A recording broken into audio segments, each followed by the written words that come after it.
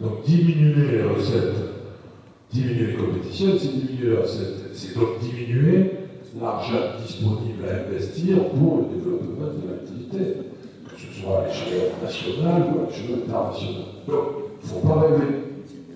La seule chose sur laquelle je pense qu'on doit se battre, c'est sur le fait que les compétitions puissent être peut-être durer un peu plus dans le temps, qu'au lieu de jouer tous les 2 jours, on puisse peut-être un jour espérer jouer tous les 3 jours. Sauf que bon, il n'y a pas de président de club dans la salle, mais ce que je dis là les ferait hurler. Eux, ils font en sorte que la compétition internationale soit la plus courte possible pour qu'ils récupèrent les joueurs très vite et qu'ils puissent, eux, les rentabiliser. Parce que c'est aussi normal, puisque c'est eux qui les payent tout au long de l'année. Donc, il n'y a pas vraiment de solution. Et la réponse de tous les autres sports à cette problématique-là, c'est une réponse de nombre. C'est-à-dire que si on développe la force économique de nos clubs, demain ils joueront avec des effectifs qui ne seront plus des effectifs à 15 joueurs, mais des effectifs avec 25. Ce que fait le rugby, vous avez tous les week-ends des internationaux qui ne jouent pas parce qu'ils sont mis au repos par le club.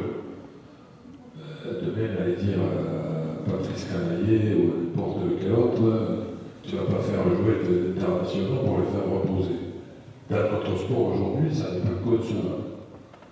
Parce que le club qui paye, il n'a pas les moyens, il n'en a pas assez pour avoir l'équivalent de Michael Guigou et pouvoir dire à tour de rôle, je vais économiser Michael Guigou pour pas qu'il soit fatigué. Et comme Michael Guigou fait en sorte de gagner le maximum, de prendre le maximum d'argent à son président se sent le droit de lui demander le maximum d'efforts. Donc on est vraiment dans un système qui est compliqué, mais ce qui est sûr, c'est que quand on voit la charge de travail et de compétition, mais moi aujourd'hui j'ai accepté l'idée, et c'est pour ça que je me dis qu'on travaille de moins en moins en équipe de France. C'est-à-dire que moi un jour les joueurs m'ont dit mais t'es gentil, mais bon, une semaine équipe de France, c'est presque 3 semaines de club.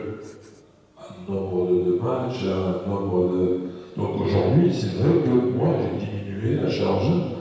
On s'entraîne pratiquement jamais 2 fois par jour, sauf de manière exceptionnelle. Je diminue au maximum le nombre de matchs que l'on doit faire, c'est-à-dire qu'à l'époque on faisait des tournois où il y avait 3 matchs en 3 jours. Ça, mis à part la Golden League qui nous a refoutu ce bordel-là, sinon je refuse tous ces tournois-là, je refuse parce que c'est pas raisonnable. Et que de temps en temps, on préfère, c'est ce qu'on est allé faire au mois de juillet, puisqu'on était qualifié d'office pour le championnat du monde, plutôt que de dire on a 10 jours à disposition pour travailler, et donc on aurait pu aller au fin fond de la Pologne se faire 8 entraînements et 3 matchs.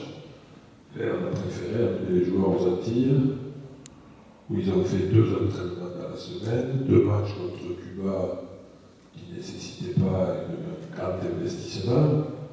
Ils ont passé plus de temps à faire des barbecues ou des apéros et à être sur la plage qu'à tellement. Mais je crois que c'est un choix de vie.